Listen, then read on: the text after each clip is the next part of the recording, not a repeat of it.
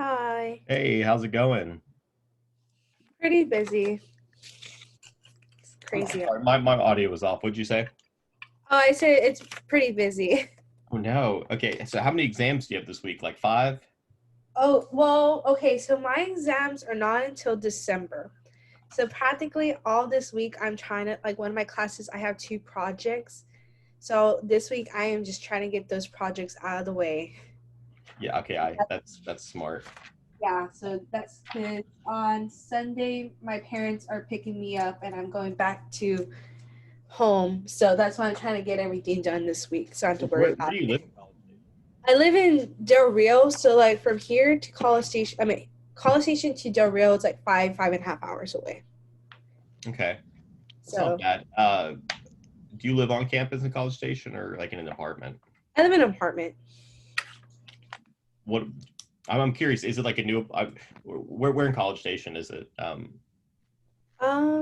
Is it like because I'm trying to think last time I was there, like I know they were building like a lot of new apartments like just south of campus. Kind of by the athletic fields. I'm trying to think what they were called. Um, Park I West. used to live in an apartment complex. It was called Laurel Ridge. It was off Oh, of University, okay. uh, heading towards Highway 9. Oh, I'm like, I think I'm on Harvey. Okay, what is that? Is it yeah? Okay, Harvey Mitchell. Yeah. Yeah, Yes, yes. I used to be an Aggie Spirit bus driver. Oh, really? Yeah, so I used to know a lot of the apartment complexes. Oh, wow. It was a kind of a fun job. Yeah. How do you feel about these four chapters? Um, I think it was just the last two because, well, I haven't really watched the lectures for the last two, so those are the only two I'm really like, if anything. Okay, that's cool. You know the last two aren't too bad. Hey Leslie, how are you? So yeah, we'll kind of go over all the chapters, and then we'll just have some fun with it. Do you guys have any questions before we start? No. Okay, cool. Um, so I think one of you guys said that maybe it was both of you guys said you guys feel pretty good on chapter 12. Is that right? Yeah. Um, okay. So we'll just get started with chapter 12 then. So there's three critical relationships when it deals like with employment and regulation. So the first one is like employee-employee, or excuse me, employer-employee. So that's just as it sounds. It's pretty basic. So I kind of give the example of if, Nike hired Ken or Caroline or Amanda or Sam, just regular old average Joe to run the register. So in that case, there's no agency relationship, and the employee is under the direct control of the employer. So like that's most of us working a job in college. And if there's an employer with an employee and an agency relationship there, it's a little bit different. So what that agency relationship means is that the employee is the agent of the employer. So the employee is responsible and that they speak on behalf of the company. So how would that be different than an employee employer relationship or the employee, or excuse me, the employer employee with an agency contract? The biggest difference is, and I think an example would illustrate this, like Nike hires Bob to be a manager. So Bob now has vested authority in himself to speak on behalf of Nike, to make deals for Nike, to say, hey, like this is corporate policy, we can kind of bend it a little bit. Okay. The third one is between an employer and an independent contractor.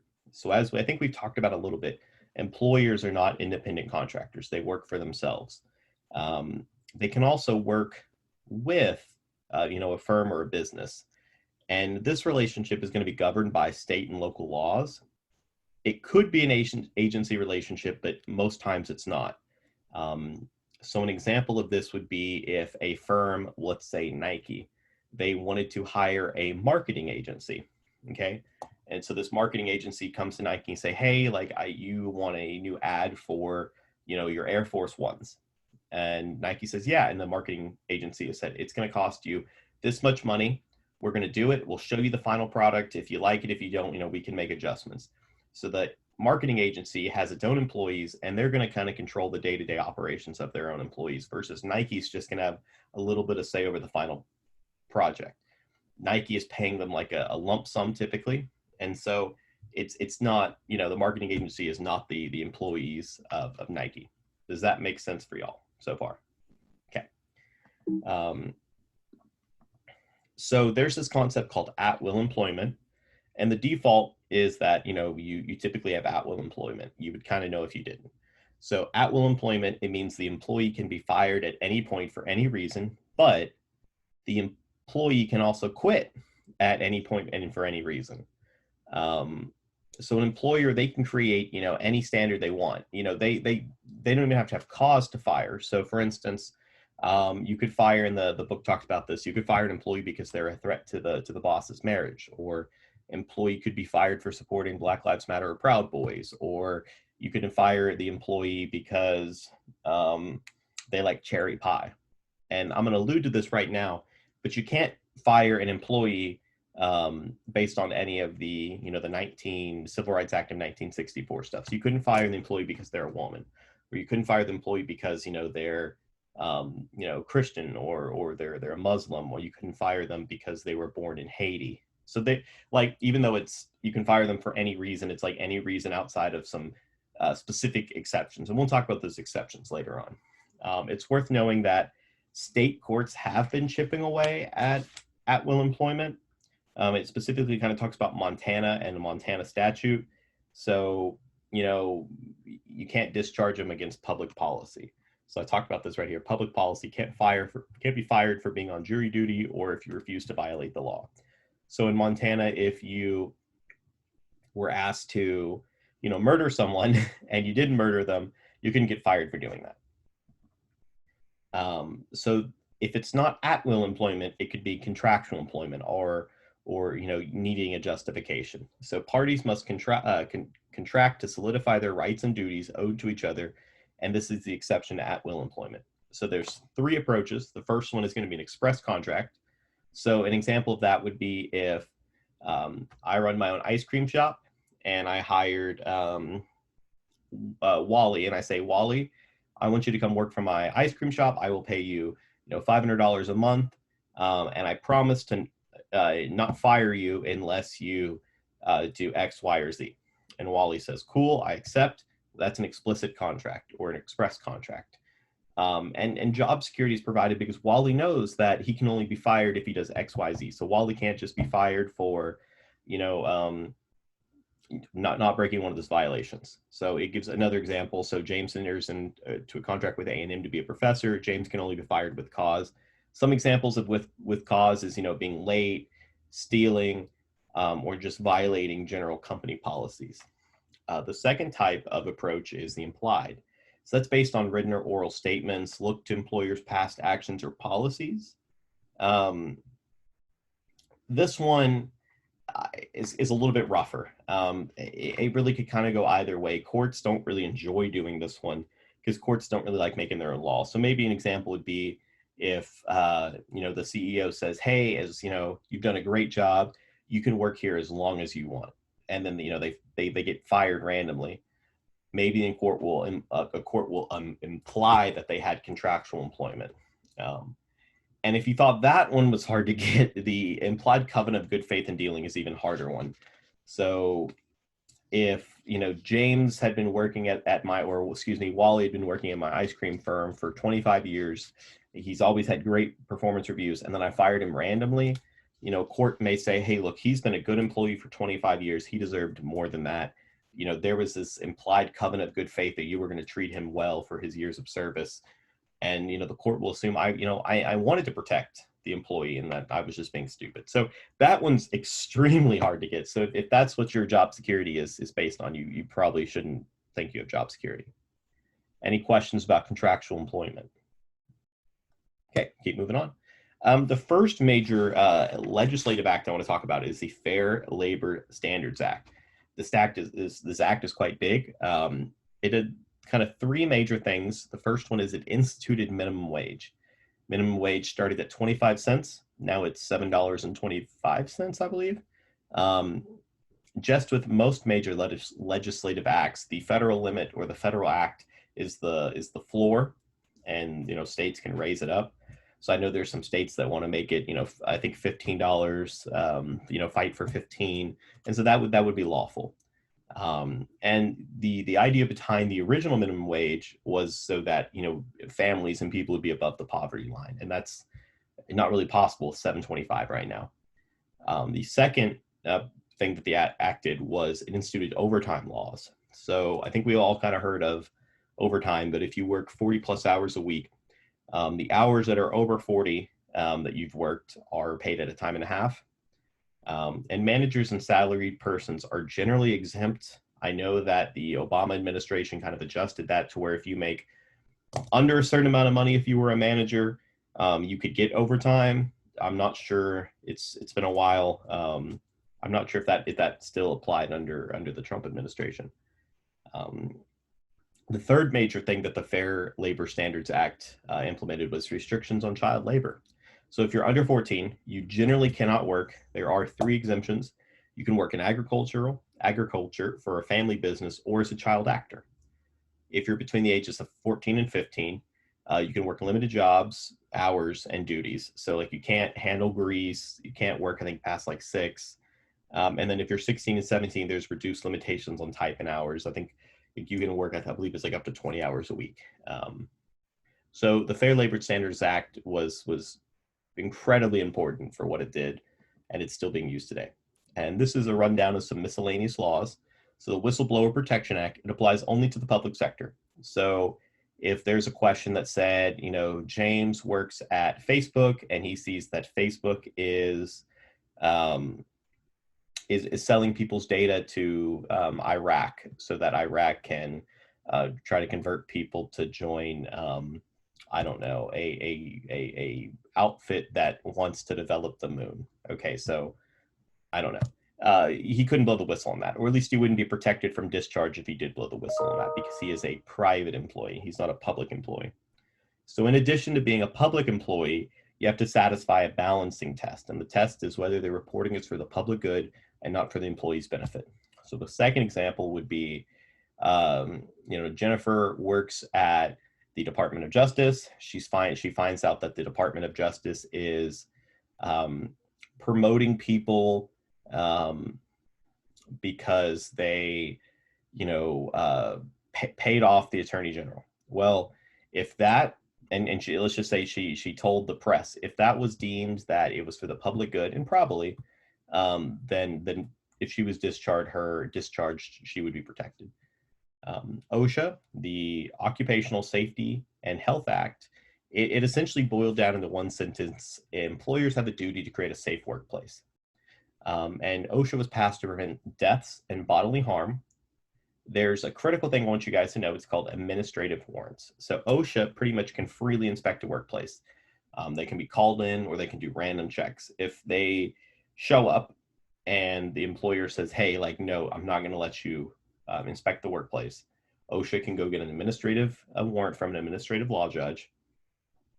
And this warrant says, we're going to inspect your place. And OSHA, if they find violations, they're absolutely going to impose harsher penalties. OSHA does not like being told no. One reason for the harsher penalties is because, maybe the employer had a chance to clean up or, fix some of their violations. So OSHA kind of assumes that, there's wrongful behavior occurring.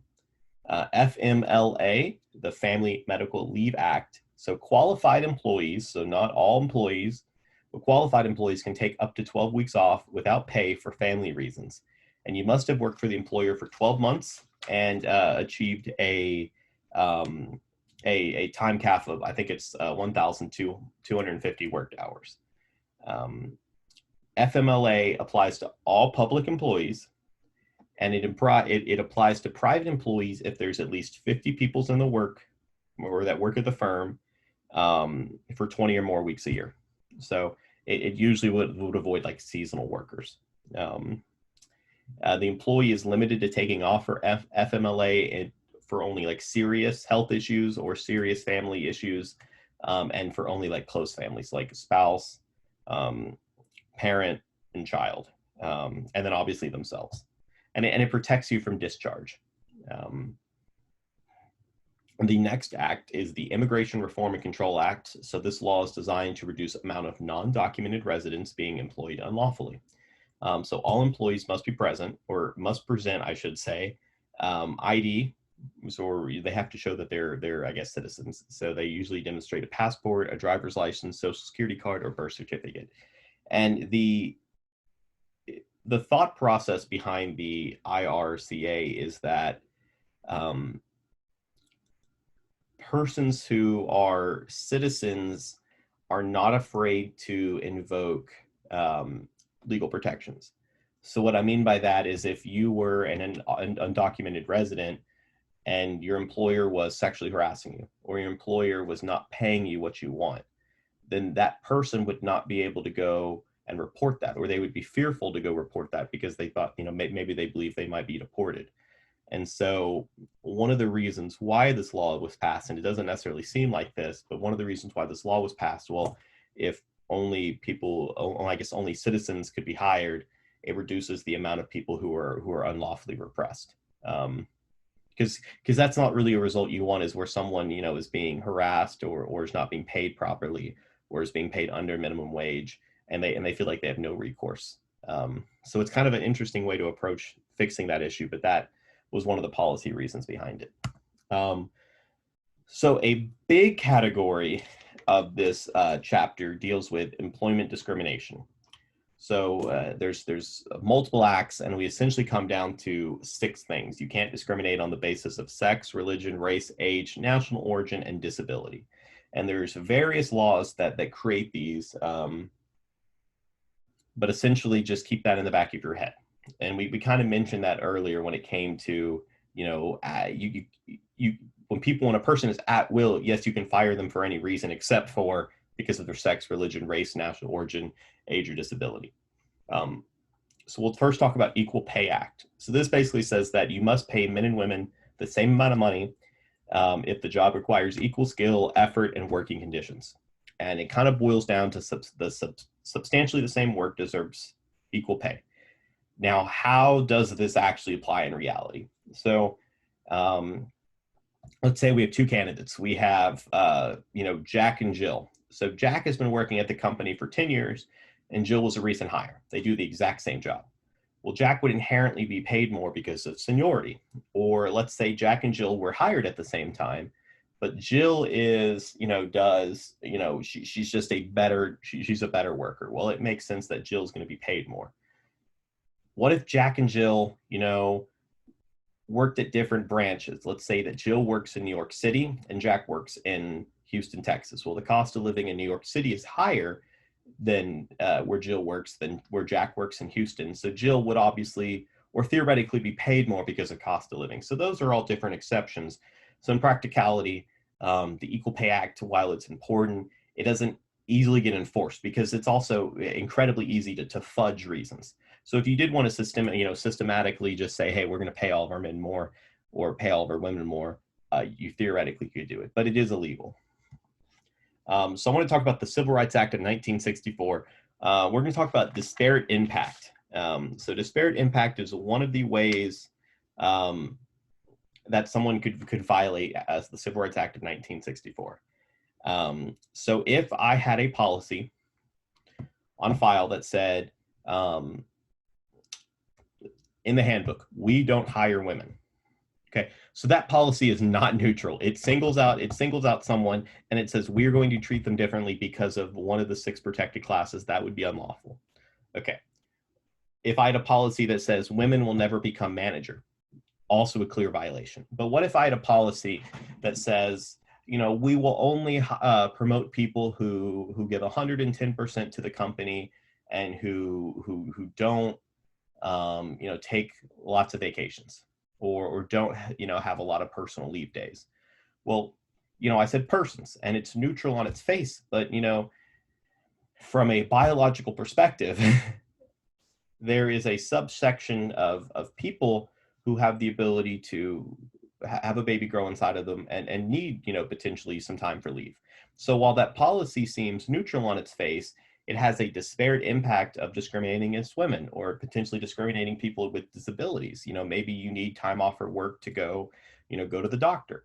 And so that would also violate one of the classes. So it's disparate impact is the employer has a policy that appears neutral on its face, but it does discriminate against one of these classes. And so you have to prove that it is discriminatory and that the employer designed it to be discriminatory. The employer will then offer a non-discriminatory reason, and it has to be based in a business judgment. And let's just say they do, then the employee has to show the employer lied. That's one way. If the employer fails to show a valid business reason for needing this policy, then they're going to be found in violation. So that's under the disparate impact calculus. The other calculus is the first one I talked about, where the policy is not neutral at all. It's we don't promote women. We don't hire African Americans. We don't hire people who have to have a wheelchair. So that is not neutral, so that's unlawful. And then if it is neutral but it's discriminatory, you can get it under disparate impact. Any questions about that? Do you guys want me to give a couple more examples, or do you guys feel good about that? Okay, I'm gonna keep going. So that is pretty much most of chapter 12. You guys said you felt good about that. Do you guys want me to dive in any of the specific discriminations, or do you guys feel it's good? Okay, I'll keep trucking on then. And I am recording this, so I will email this after I upload it to YouTube, or I'll let you guys know. So let's see, chapter 14, let me skip to it. Did he say why you guys aren't doing chapter 13? Do you guys have? Chapter 13, 209 is doing it. Oh, okay. And I don't think they're doing 15 or 16. Interesting. Okay, back in the day he made us do all of it, but maybe he's just cut it out. Also, I don't think I've asked this. Does your outline look like this? Is it like a gray book? Yes. Okay, so I wonder if he's even changed it. Probably not. So chapter 14, regulation of the environment. I also feel really equipped to speak on regulation of the environment. One of the classes I'm taking in law school right now is called oil and gas and environmental law. And so all these laws that I'm about to tell you, we've actually already talked about. So if you guys have any specific questions, I can definitely even help you more. So there are two approaches to pollution, and these are just two overview approaches. First one's called command and control. So the command and control, it says, this is how much pollution we're willing to take in the environment, okay? And what's going to happen is we're going to create these permits, and you're allotted this much pollution, and you can easily trade. Excuse me, that's tradable permits. I misspoke. We'll just talk about tradable permits since I'm already on it then. So under tradable permits are given to polluters based on their potential to emit or auction. These people can go, or these firms can go buy permits. And then if you produce more pollution above your permit level, then you have to adopt BACT. And that is going to be best available control technology. So under command and control, Congress is going to place limits on the emissions that polluters can pollute. It says, all firms, this is what you can do. No more.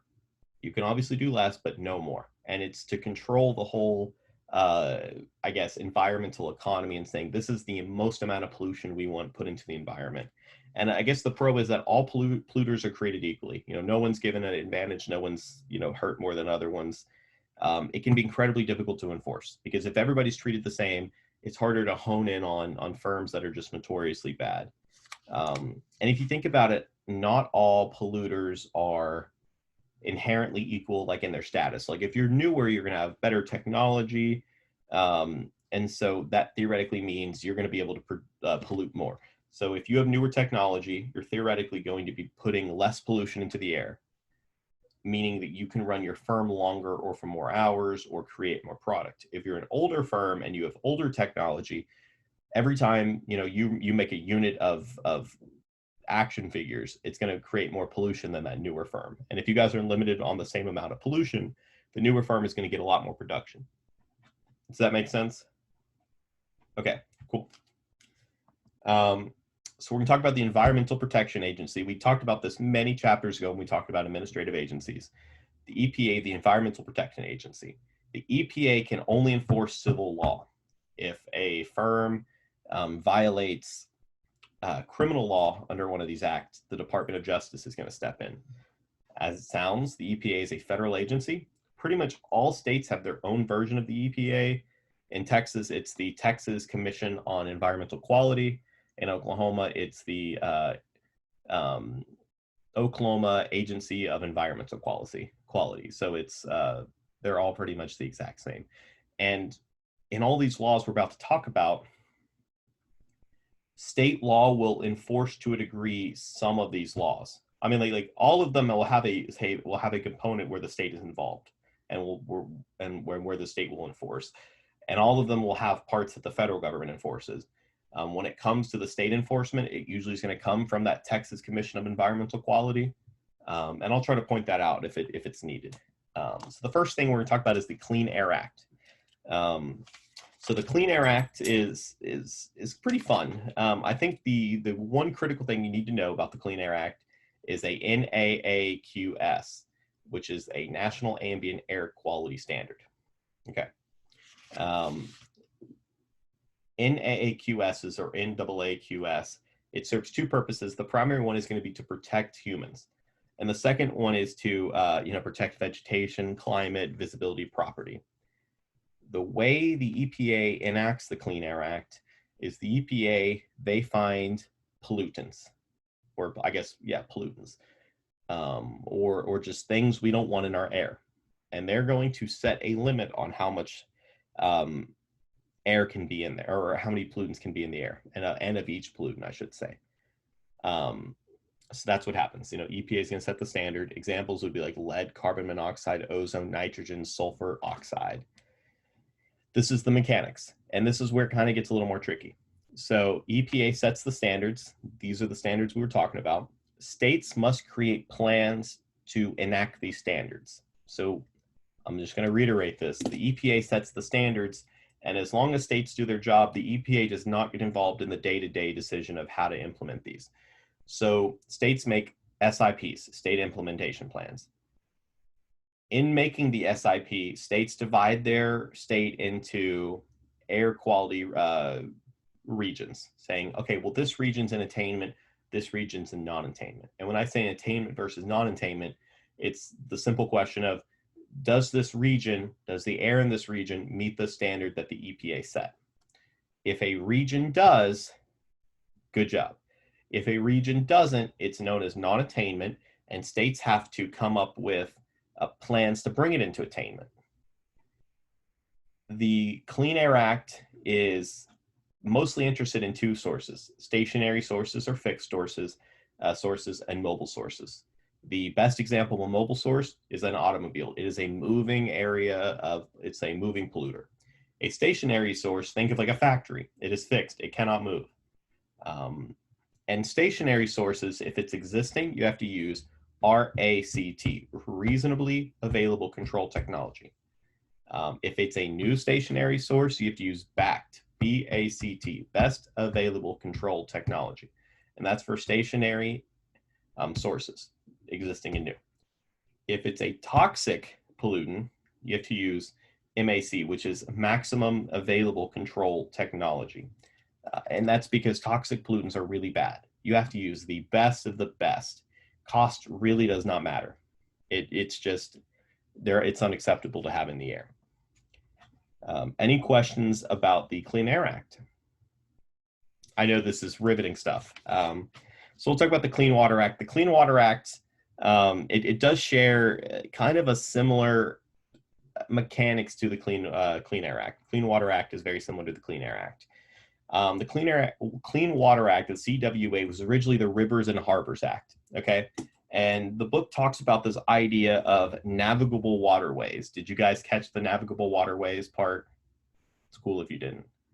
So essentially, Congress and the courts, as a little fun backstory, they spent like 50 years trying to figure out what is a navigable waterway, and the answer is a navigable waterway is essentially any body of water or an area that might have water in it next to a body of water.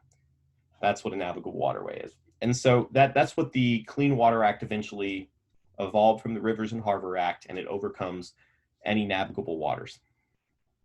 And so under the Clean Water Act, The EPA is going to set standards for drinking water, recreation, fish and wildlife propagation, and industry use. So in each of these different areas of water, it's saying this is how much pollutants can be. So obviously, if water is for drinking, it's going to have the lowest amount of pollutants. It's going to have the highest standards. Recreation, it's going to have a little bit less, a little bit reduced standards. Fish and wildlife, a little bit lower. Industry use, it's going to have the lowest of the standards. A point source.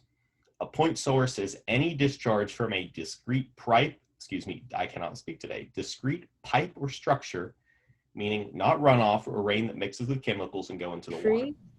What'd you say? I think you froze. Did you?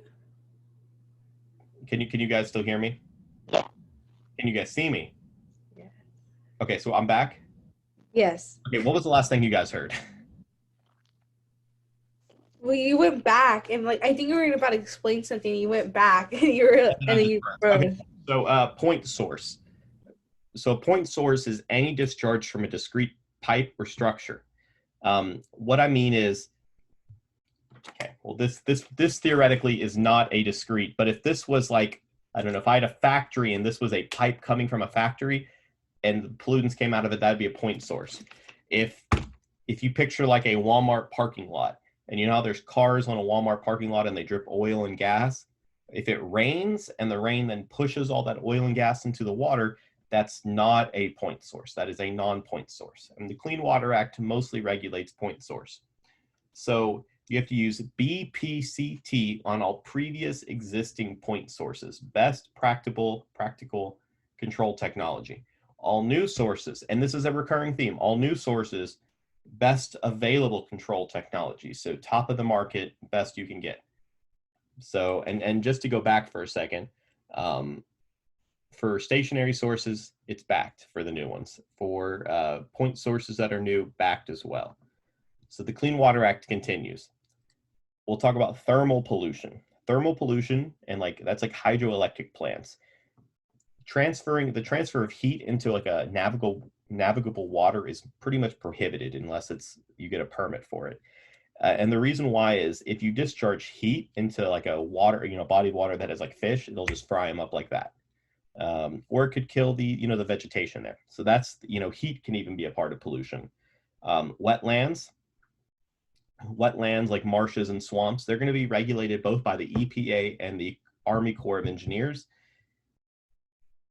What I want you to know about the wetlands part is just focus on the Army Corps of Engineers. The technical answer is that it's regulated by both, but if you look in the questions in the back of the chapter, the answer is Army Corps of Engineers, or at least in my edition. So just know wetlands, Army Corps of Engineers.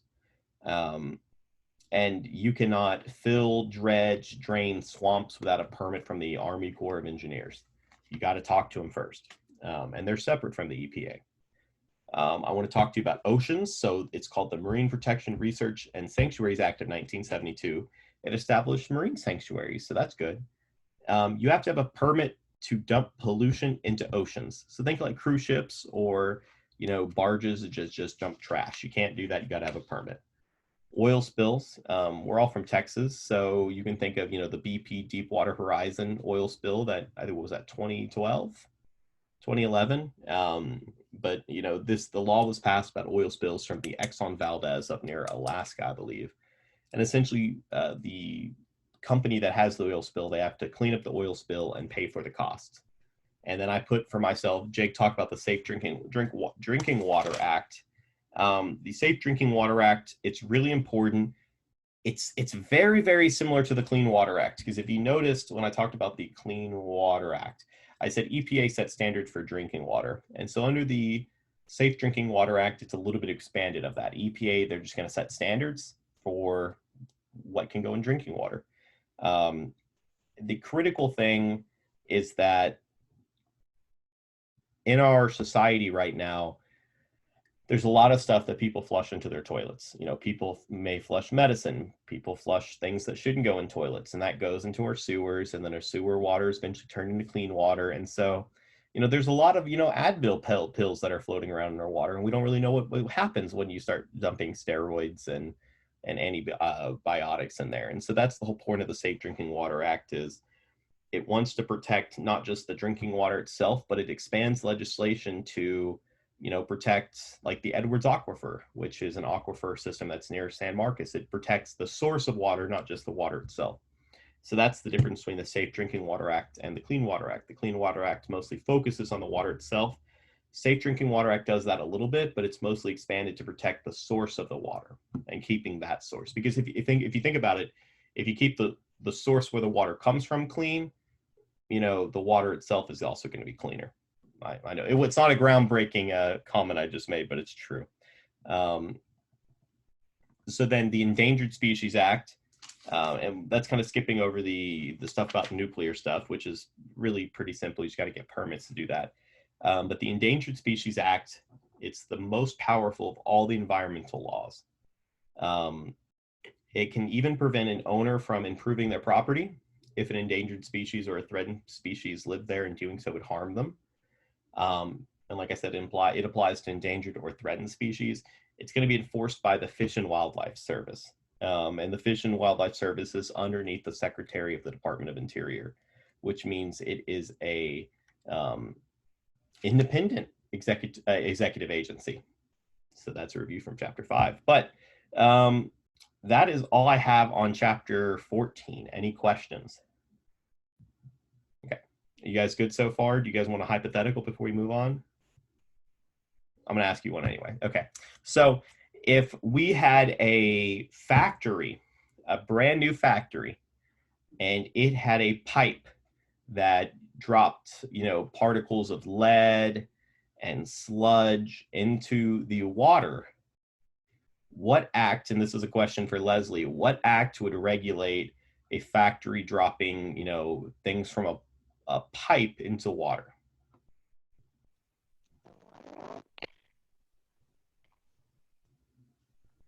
You can just take a guess. It's fine. I think you might be muted.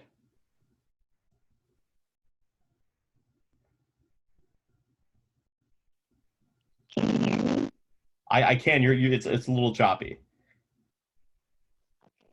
Is it the Water Act? So say something is fine. It's fine if it's cutting out. Okay.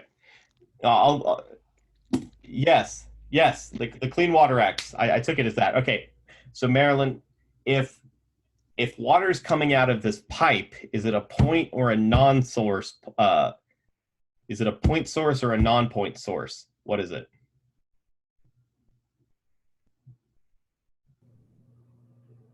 Wouldn't it be a non-point source? Why would it be a non-point source?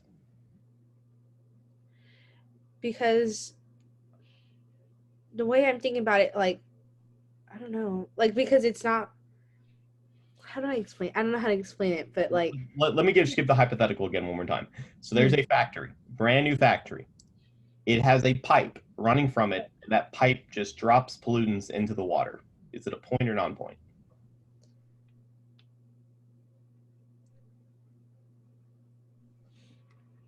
so it's just dropping.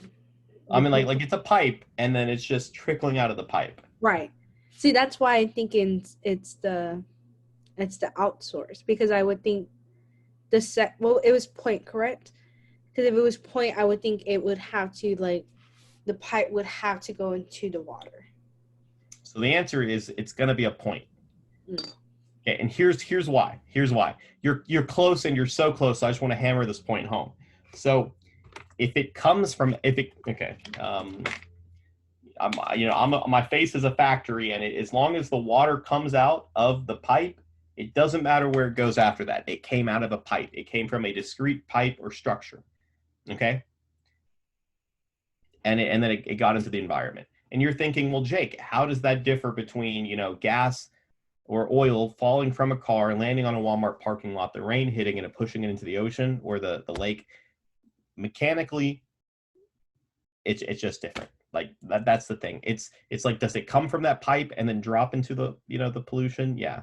So if it's a stationary source and there's a question, if he's like, so a factory has a pipe and it goes and the pollutants leave it through a pipe, it's going to be point source every time.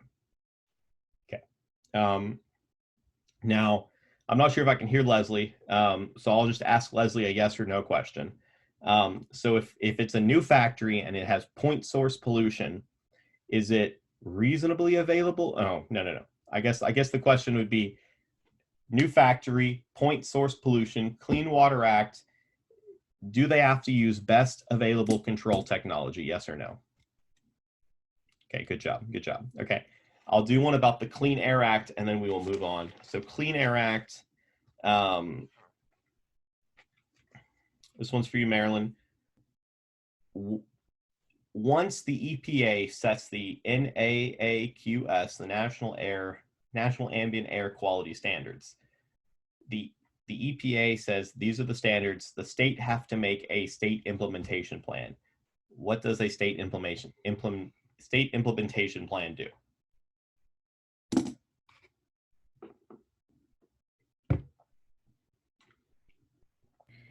I'm trying to see how I can explain it. Well, if you don't say anything wrong, you get credit. I'm kidding. See, isn't it like they put out, what's it called? Like you have to do these certain things. How do I explain it? I can't. Like I know. Yes, that is correct. But what things do they have to do? Oh, it's called like, isn't it the 3? Like you have to pick the 3. Oh, what is it called? It's like right there in my head. I don't know how to explain it though. Okay, so what they have to do is they have to then divide the state up into air quality regions. Right. And then they have to say, is this area in attainment or non-attainment? If it's a non-attainment, they have to then make a plan to how to bring it into attainment. Yes. That's. If a state fails to make a state implementation plan or fails to do anything for the state, let's just say they said, oh yeah, we'll make a state implementation plan, everything's in attainment. And the EPA is like, yeah, BS. Then the EPA has to do it, okay? Like, there's going to be a plan, regardless whether the state or the EPA does it. Exactly. I'm going to ask Leslie a yes or no question. I assume her audio is still messed up. Okay. If under the Clean Air Act, if my ice cream business is putting out toxic pollutants, do I have to use the MACT or maximum achievable control technology? Yes or no?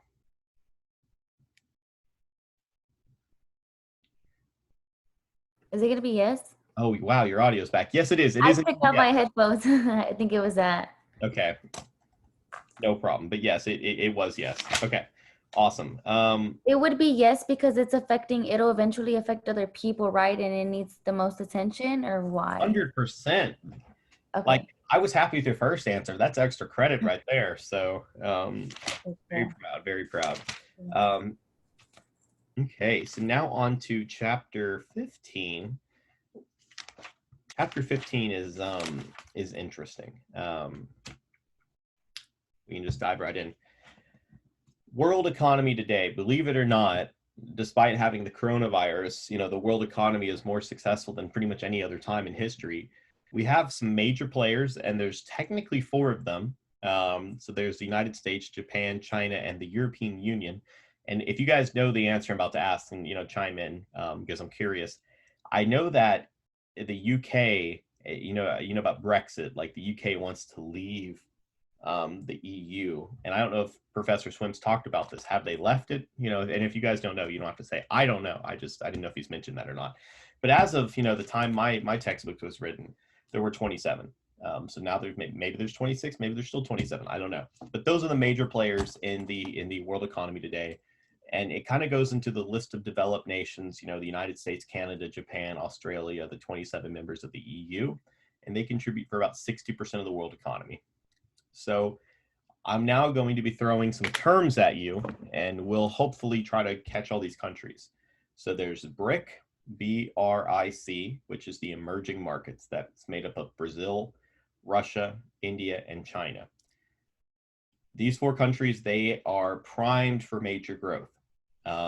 In the past, concerns about the stability in these countries, both economically and politically, have held them back from development. India, they still have a little bit of unstable government. Brazil has a little bit of corruption, still having issues. China's communist. So and Russia, it's Russia. So all four of these countries, you know, countries are still putting in more investments in these, and these are going to turn out to probably be major players very soon. But they're still being held back by some of their instability. Because if you notice, like Russia, excuse me, United States, Japan, China, the European Union, or China is both a BRIC nation, but then they're also a major player, so it's kind of weird. But if you look at like U.S., Japan, and the EU, most of those governments are actually pretty stable. China is both a major player and a BRIC just because of, you know, communism. The next one I want to talk about is called the Four Tigers, and that it's kind of a weird name, but it's Hong Kong, Taiwan, Singapore, and South Korea. I'm not sure if it's still in the textbook. Taiwan is arguably still part of China. It's like an island country right off the coast of China. China still claims Taiwan. Taiwan claims independence. It's kind of weird. I'm not still up to date on the status of Taiwan. So it really could be the Three Tigers. I'm not sure if your book says 4 or 3. And they're known as the newly industrialized economy. These NIEs, or the Four Tigers, they use export, promotion, growth. So they develop their economy by relying on exporting domestic goods for growth or selling internationally. What does that mean? Let's say, Marilyn, you are Hong Kong and you're really good at making pins, okay? You're going to focus your economy on making pins. You make pins better than anybody else in the world. You make them really cheap and really good, and you sell them internationally. People love to buy your pins, and they import them. And that makes you so much money that your government says, ha, ha, ha, we have money, we can tax you, and then we build the economy based off that. So that's how they're gonna, you know, fix their economic issues. South Korea, maybe South Korea is really good at making computer chips. And, you know, they're better than any other country in the world, so they focus their economy on that, and then after they raise industry taxes, then they can develop everything else. That's known as export, promotion, growth. So I called these the TIPIM countries. It's what I wrote back in my textbook years ago, so it's good enough. If it's good enough for me, it's probably good enough for y'all. And that's Thailand, Indonesia, the Philippines, and Malaysia. So these are all Southeastern Asian Southeastern Asian countries, and they're developing in growth. They're not major players yet, and I don't think they're going to become major players anytime soon. Mostly because just the size, it really holds them back. But they do copy that export promotion growth strategy, and they're trying to become the new Four Tigers. It remains to see if that's actually going to happen. The next countries that we're going to talk about is the Latin American countries. And so pretty much like the South American countries and then a little bit north. They have started relying heavily on imports. But in the recent years, they've had some issues. So for instance, I want to talk about substitution growth strategy. Most of these Latin American countries relied on substitution growth strategy, and it failed. And here's the reason why.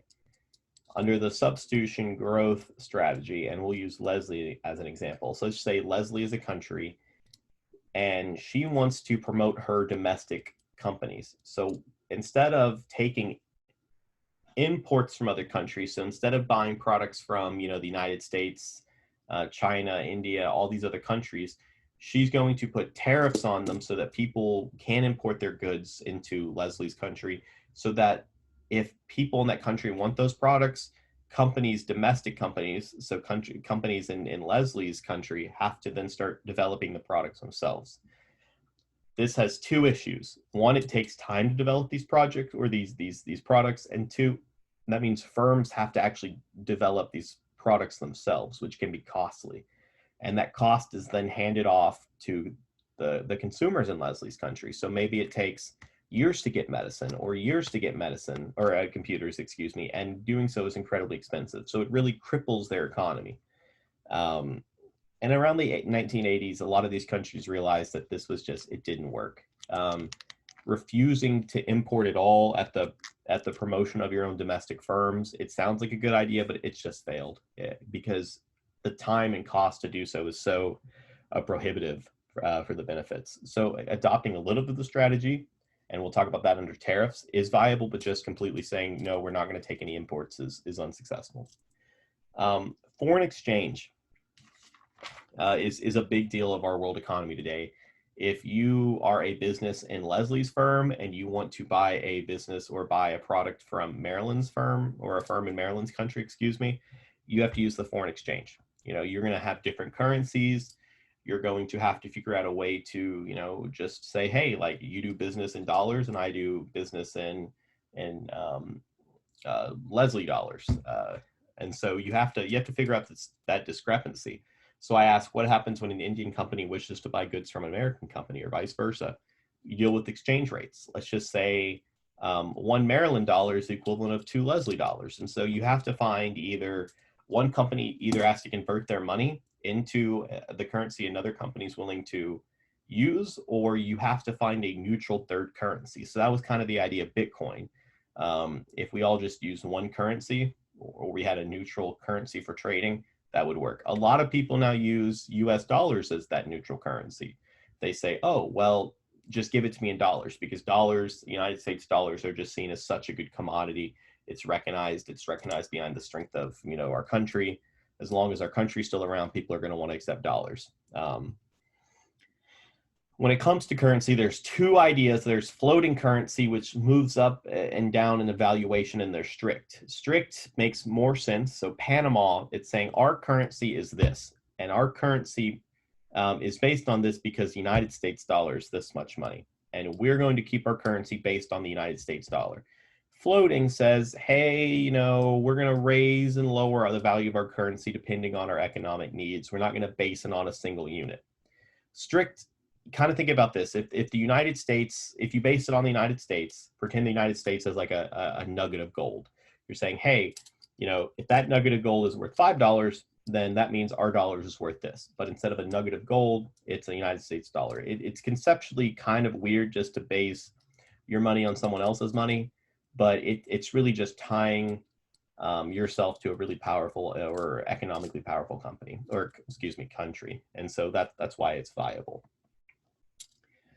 Forms of business, and I'm not talking about, the 13 or 11 forms of business from a couple chapters ago. We're going to be talking about exporting and importing. So exporting, and you guys probably won't chime in, but exporting and importing is kind of like migrating and immigrating from a country. They both have that porting part, or in case of immigrating and migrating, it still has the aiding part. It's conceptually the same thing. One means you're leaving and one means you're entering. So if you're importing, you are bringing goods in. And if you are exporting, you're pushing goods out. Either way, goods are leaving and entering a country, but it's from the perspective of who's doing what. So to state it in another way, if a firm in Maryland's country is pushing goods, that firm is exporting. And if that country or a firm in Leslie's country is buying the goods, then they're importing.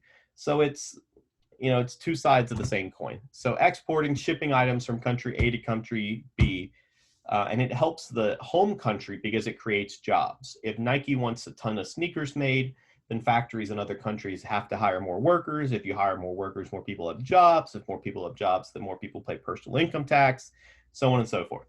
Okay, that's exporting. Importing, country B seeks item for country A. Helps importing country by creating cost competition. So an example, let's go back to Nike. Nike says, hey, we want to buy shoes, make us shoes. So, third world country makes Nikes its shoes. Nike buys these shoes from these third world countries for really cheap. They import them into the United States. Nike's like, hey, we got our shoes made internationally so cheap, we can price our shoes cheaper than the other competition. That creates cost competition, so it's good for people in the United States. Now, relating this back to, and this is kind of a conceptual thing, relating this back to the substitution growth strategy. Why did the substitution growth strategy fail? It failed for that exact reason, because the Latin American countries, they wouldn't import goods, which means that cost competition couldn't happen. A domestic firm did not have to compete on the value of cost with a foreign firm. It just didn't have to happen. And so that hurt the consumers. That's importing and exporting. Just let me know if you guys have any questions about that. Now we're going to talk about investing in overseas markets. So how do you make your money work for you? So there's two types. There is foreign portfolio investment, FPI, and foreign direct investment, which is FDI. Foreign portfolio investments, that's going to be, and that's typically described as owning less than 10% of outstanding stock. An investor does not expect to actively manage or have a voice in the organization's direction. FDI, you're going to typically own greater than 10% of stock. The investor plans on playing a significant role, can be factory, plant, or equipment. Not all countries will allow foreigners to undergo FDI to protect their domestic industries. And the difference between the two is both the amount of stock you own or ownership you own and how much control you'll have. So that's kind of that balancing test. So there's a couple different approaches to international business. The first one is licensing. So if you are Nike, okay, you can say, hey, there is this firm in China that wants to sell Nike attire. Well, if Nike doesn't want to open up an actual Nike shop in China, they could talk to this local firm and say, hey, I'll let you use the swoosh. You can put it on whatever shoe you want, just use the swoosh and give us money. That's licensing. And I just gave you an example. Okay, so franchising, allowing a firm in a foreign country to use one's operating systems, brand name, or likenesses. Very similar to licensing, but think of franchising like you think of like a franchised fast food restaurant. So, McDonald's says, hey, like if you guys would like to open up a McDonald's in China, just let us know, pay us money, and then you can open up your own store. Boom, that's a franchise. Management contracts. So firms with a foreign firm, they contract to provide management services. Examples are local owners. One example would be if it deals oftentimes with hotels. So, a local owner of a hotel might say, hey, Marriott, you may not necessarily be able to buy your own hotel, but what if we slap your name on it and you come manage it and we'll pay you money to do it? Because like some countries says like Marriott or companies from the United States can't own FDI in another country. Just we'll put your name on it. We'll let you manage it. It's going to be yours and everything but legal name. So that would be a management contract. And back to licensing for a second. I put an asterisk here for 3. So example of licensing is like Trump hotels. So I know I just gave hotels for management contracts, but for most of the Trump hotels across the globe, the Trump Enterprise or Trump Industry, I forgot what the official name, they don't actually own most of the hotels. They just loan their name. And so that's different than Marriott. So that's kind of an example. You're just giving your name. You don't run the hotel. You don't really own a stake in the hotel. You just put your name on it, kind of like the swoosh with Nike. An international joint venture is the most fun of the 4, and it's one of the fastest growing approaches. And it's more direct ownership and direct involvement versus passive. Like if you think about licensing, franchise, or management contracts, most of the time the company with the intellectual property or like the Marriott, they're just saying, yeah, absolutely, like we'll let you have this and you just pay us money. An international joint venture, it's like the Avengers, if you guys are into superheroes, or I don't know, like the Hannah Montana Jonas Brothers like TV show when they did like a special. I also think like That's So Raven was in it. I don't know. I'm older, so like the Disney Channel, like an episode where it was like three people in one. But anyway, so the example from the book is General Mills and Nestle. They joined together. They created this joint venture and they operated for cereal. And it's a separate company. So yeah, General Mills and Nestle, they're separate companies. They made a third firm, and it's separate from 2 of them. Yeah, they oversee it, but it kind of competes with them, and it works in a new market together. Any questions about international joint ventures? I know that one's probably the most complex. Okay, good. Did you guys get the Hannah Montana Jonas Brothers episode reference? Okay, cool. I was like, I'm not that much older. I was like, I'm hoping we all got that one. Okay, trade. 2 concepts on trade, or concepts. There's free trade, which the idea of free trade is to reduce all barriers to make trade as easy as possible because it's going to work out economically. And just newsflash, unfortunately, pure free trade does not work. It will destroy many domestic industries.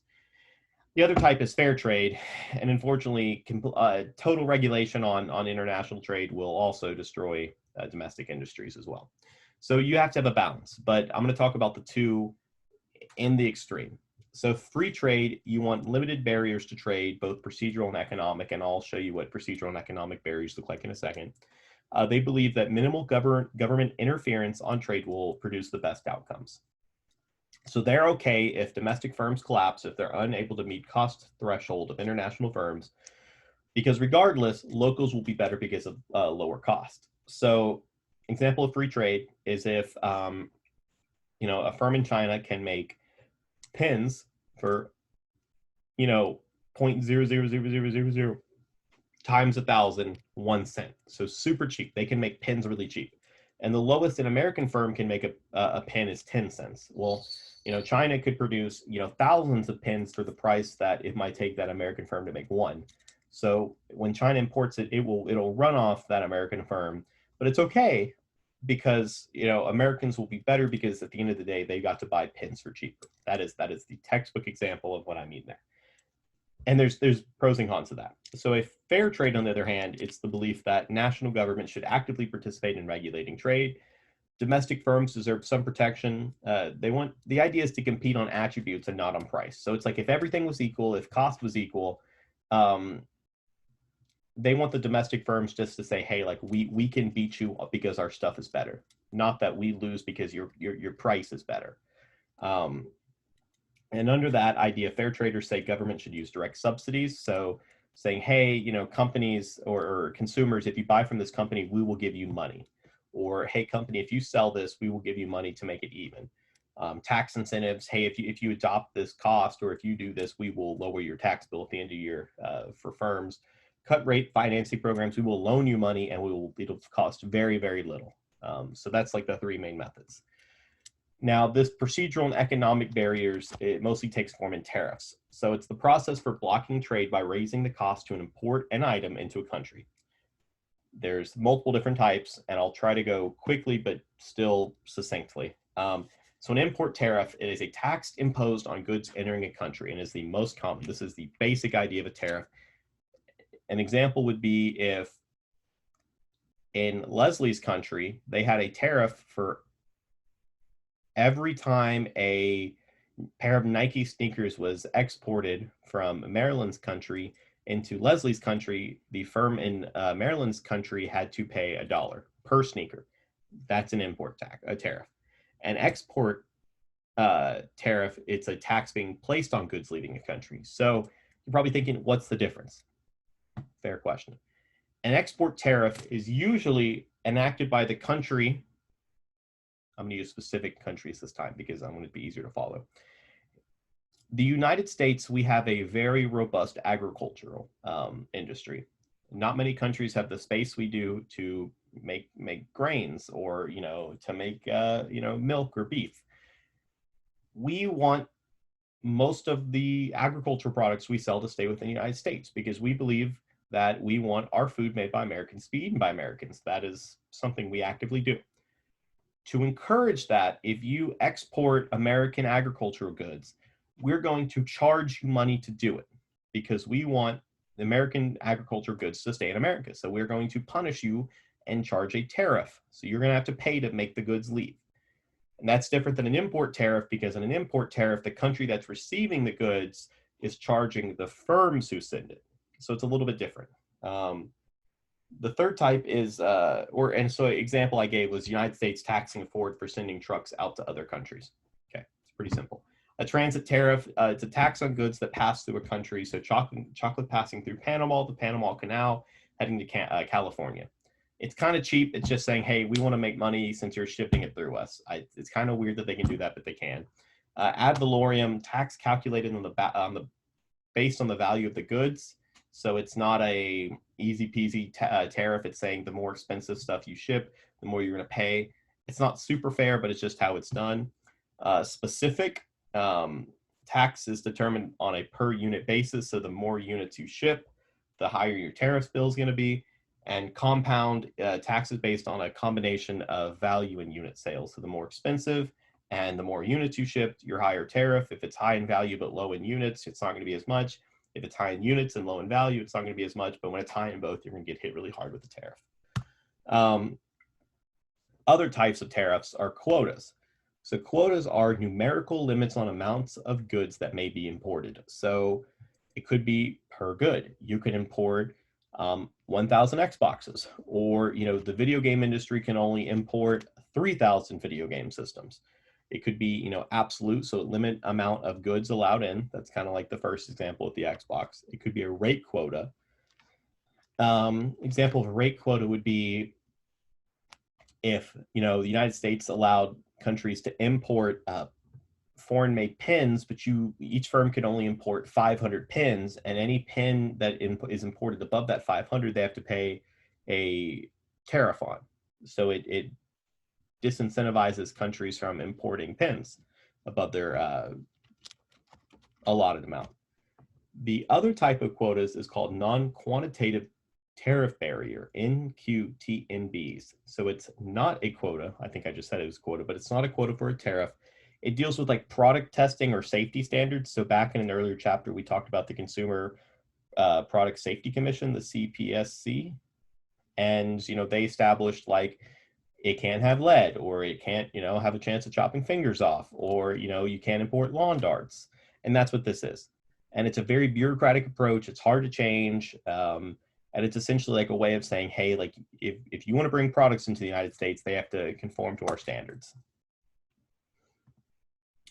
That was chapter 15. Any questions on chapter 15? Cool. Chapter 16, I kept it pretty short. We can have a discussion about it if we need to. Most of it I found was like just history stuff. So a big concept is World War I and World War II. World War I, it created the first global teamwork between countries. It really turned out to be the Avengers. And Germany was hurt because of sanctions. So Germany lost big time in World War I. A lot of sanctions were put on Germany. Germany got mad. Adolf Hitler rose to power, ghettofied Jews, killed millions of Jews. That was World War II. And then obviously the Pacific countries rose up. Japan invaded China. Then Japan attacked, Pearl Harbor. And then the United States jumped in the war. The United States jumping in the war, and I'm getting to a point here. So the United States jumping into the war made the United States industries have to work in overtime. And we became essentially a superpower because we were the only country left that actually had industries that worked, because European countries were absolutely destroyed. Even though, some of the European countries were the good guys, they still got bombed. They still got absolutely ran over by, Hitler's army. So the United States escaped World War II with our industry intact and our economy out of a depression, because, we entered World War II in a depression due to Herbert Hoover. So the Bretton Woods Agreement, it was in late 1944, close of World War II, 44 allied nations sent representatives to New Hampshire, and they said, hey, we have to come up with a worldwide economic system to prevent another massive war. And as I just said, like 45 seconds ago, World War II was mostly fought because of sanctions put on Germany at the end of World War I, where we punished Germany for a lot of their issues, and then their anger and the tough sanctions led them to starting another war.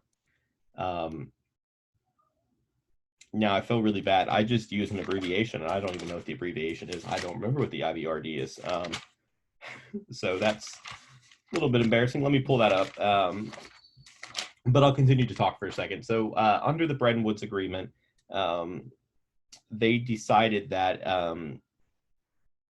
they needed to come up with a structure for providing money back to these countries that did get ripped up. So even though Germany started and was the big evil person at the end of World War II, they wanted to fix Germany. They wanted to also fix the Allied nations. So the IBRD is the International Bank for Reconstruction and Development. And the purpose was to absolutely lend money to the countries, both Allied and Axis. And it was now called, where it became the World Bank, essentially. The IMF, which is the International Monetary Fund, it was a money fund that all countries can tap into. And it now operates off the United States dollar, or at least it has a fixed rate exchange. We kind of just talked about the difference between strict and floating or strict and fixed. but the IMF ended in 1971. Today, the World Bank still exists, and it's kind of merged in that it's mostly just loaning out money. Sometimes, most time, it's now turned into just granting countries money.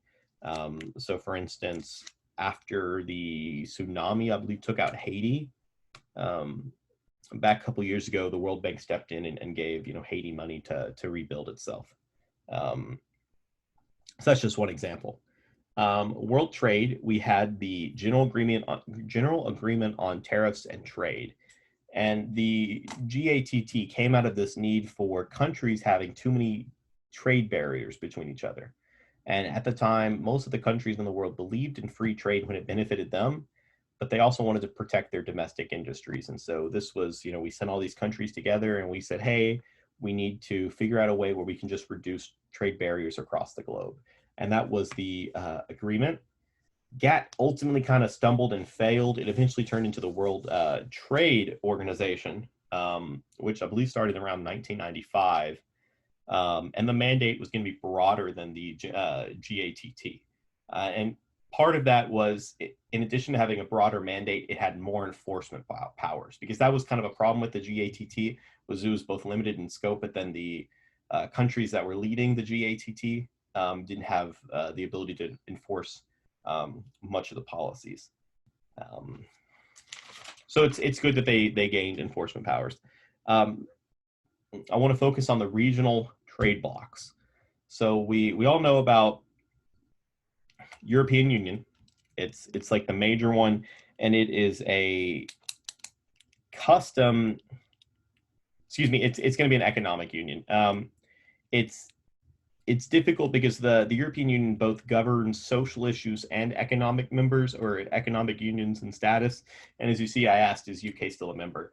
But the European Union is probably the most complex. Then we have NAFTA, which consists of the United States, Mexico, and Canada. And please let me know if Professor Swim has mentioned this, but it was good, because I'm not sure the answer on this. I know it was quasi-killed under President Trump.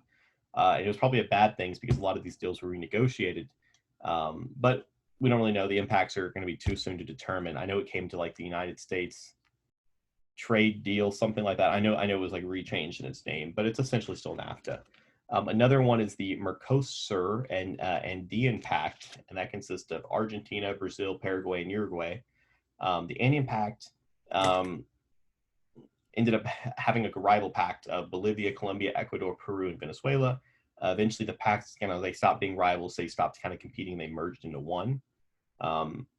They have ASEAN, which is made up of the Southeastern Asian countries, and that is a very powerful regional bloc. It mostly kind of stumbled out of repairing World War II trade between these countries. Japan, they had both attacked China, and it was just kind of, it said the idea of, if we can collaborate on trade, we can also collaborate on a lot of other issues. And last chapter we talked about how a lot of those countries are involved in the Four Tigers, and they're really developing economically. So ASEAN is very important. APEC, so it is most of the ASEAN countries plus the Four Tigers plus NAFTA countries plus Japan, Russia, and China. I said this is a huge trading pact, probably the most important outside of the EU. It's huge. It's seriously huge. It's a very big deal. That is all I have currently on chapter 16. Do you guys have any questions for me? I do not have any. That was very well covered, Jacob. Thank you so much. Yeah, you're very welcome. Yeah, so you guys have a good day. I will sit down and make up like a little quiz, since now there's 4 chapters in this one. I'll try to do like 5 to 7 questions on each one, and I'll have that to you guys by like 5 o'clock. Okay, cool. Thank you so much. Yeah, you're very welcome. Thank you. Okay, bye.